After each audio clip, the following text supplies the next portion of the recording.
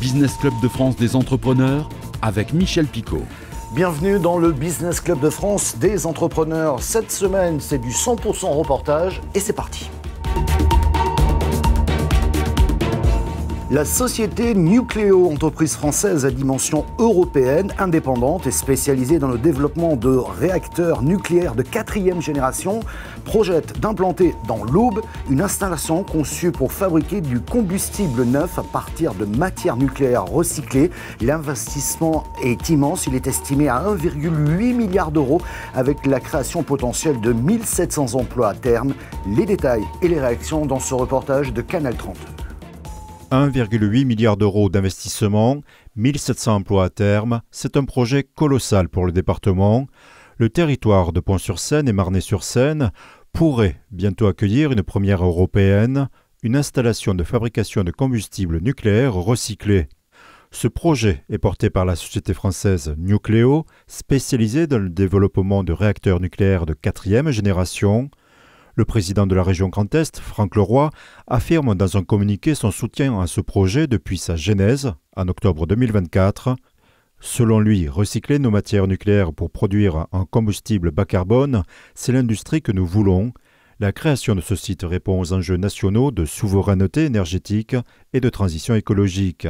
Le Nogentais a été choisi en raison d'un réseau électrique solide, de la proximité de la centrale nucléaire de Nogent-sur-Seine et la disponibilité foncière de 46 hectares, propriété du département de l'Aube. C'est un projet totalement hors norme et c'est vraiment une grande fierté, une grande satisfaction d'avoir attiré un projet de cette nature sur notre territoire. C'est un succès collectif. Les entreprises sont aujourd'hui très attentives à ce que les acteurs du territoire soient unis derrière leur projet.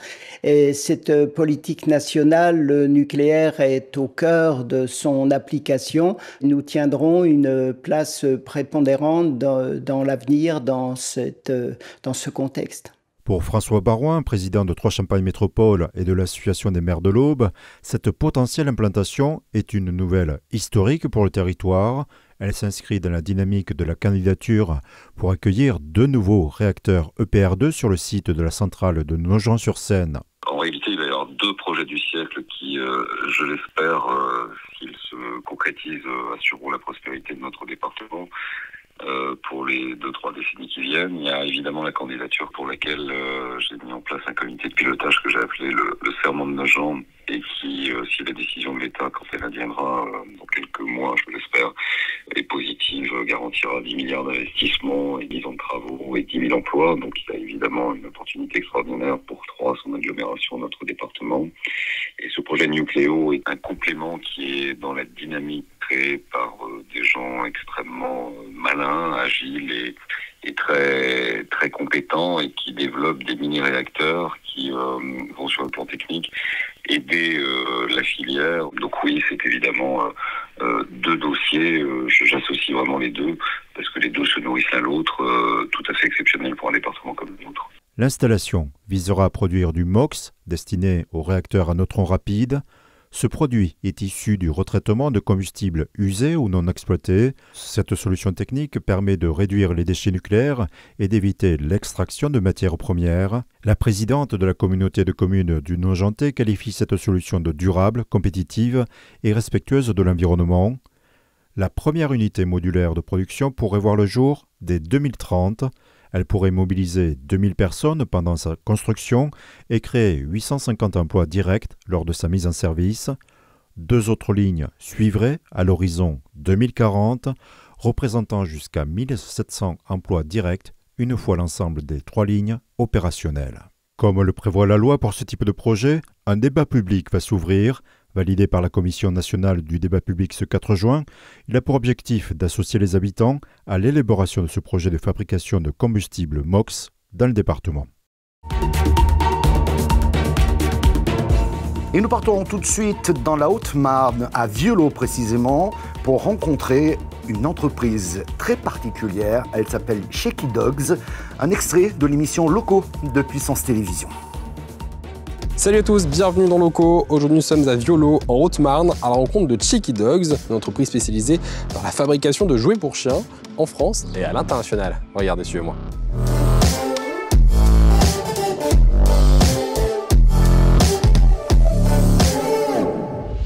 Bonjour Alice. Bonjour. Merci de m'accueillir ici à Violo. Avec plaisir. On est donc chez Chiki ici, votre entreprise que vous avez donc co-créée avec d'autres associés pour créer donc une entreprise un peu innovante. Hein. C'est ça. Alors on est trois fondateurs et on a créé donc des jouets pour chiens. Ouais. C'est 3 produits. Un éléphant, celui-là, une baleine, un koala. Donc c'est des jouets pour chiens très résistants. Très résistant parce que donc vous avez fait des recherches et développement pendant quelques temps avant de lancer l'entreprise. C'est ça. Entreprise que vous avez lancée en 2023 pour avoir quelque chose qui dure plus longtemps, qui soit plus durable que dans le commerce en général. C'est ça.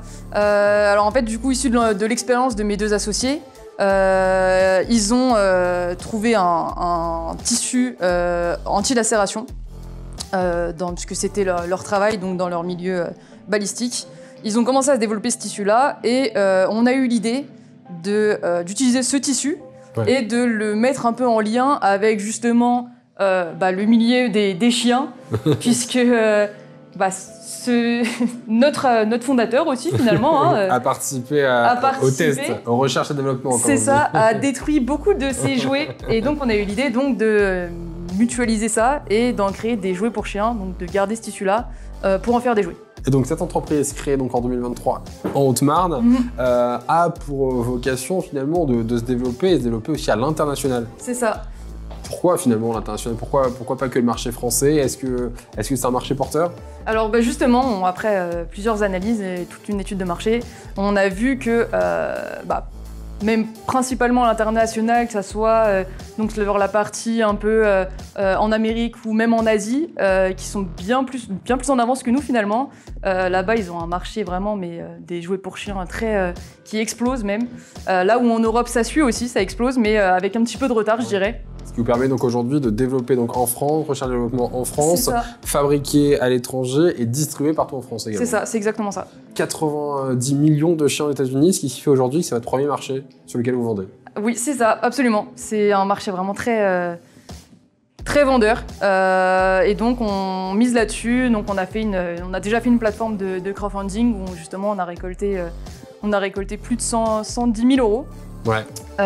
Et donc ça nous a permis donc de lancer la production, la première finalement. Ouais, avec ces 3 modèles-là. Avec ces 3 modèles-là. Et donc d'autres modèles qui vont arriver bientôt. Et d'autres modèles qui arrivent bientôt. On a donc 3 autres produits qui vont arriver, même 5 autres, parce qu'il y en a 2 autres un peu différents qui arriveront aussi. Je pense qu'ils devraient arriver d'ici l'été. Et on va se lancer après sur un autre marché qu'on espère, parce qu'on a eu pas mal de retours finalement pour des paniers pour chiens.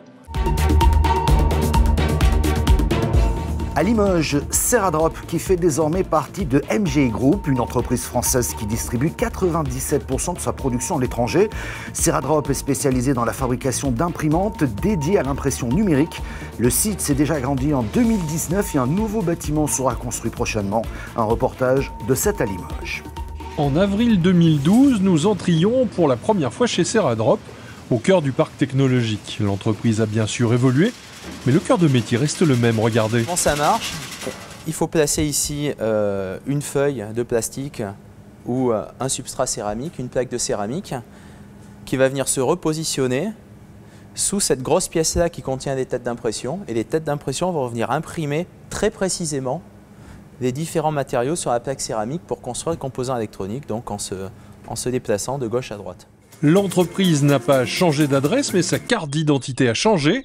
Elle est désormais partie intégrante d'un groupe français, MGI. Notre cœur de métier, c'est de développer des solutions techniques et des consommables pour les marchés de l'impression numérique, de l'ennoblissement numérique et de l'électronique imprimée.